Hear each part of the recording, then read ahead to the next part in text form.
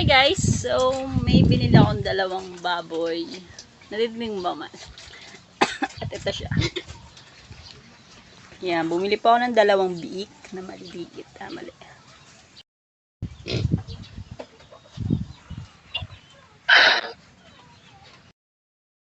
Yan, yung dalawang biik na binili natin. Nabili natin siya ng halagang 4K ang isa. So, dalawa, 8K. Yan. Babae po yan, babae. And now, yan ay 25 days na. So, malalaki na sila and matatakaw na rin silang kumain. Yan yung maganda sa mga biik pa lang. So, update ko kayo sa mga susunod na video. Thank you.